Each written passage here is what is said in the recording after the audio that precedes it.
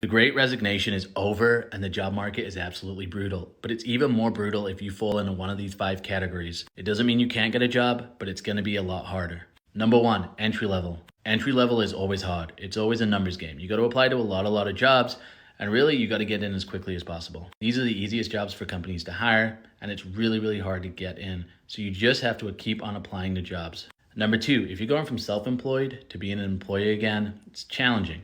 One of the big red flags is whether or not you can actually be an employee. People are afraid of self-employed people because they do a lot of things and they haven't had anybody manage them. So that's a potential red flag, and you are definitely not at the top of the pile.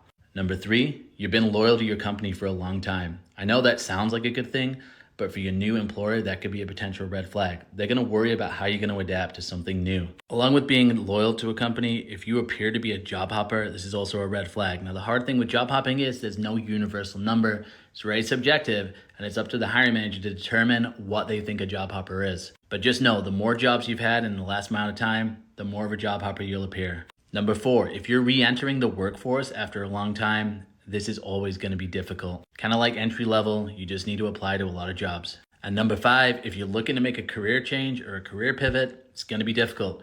You're up against a lot of people who aren't doing that, and they have experience that's going to be attractive to employers. So again, if you're in one of these five categories, it's not impossible, but it's going to be tough.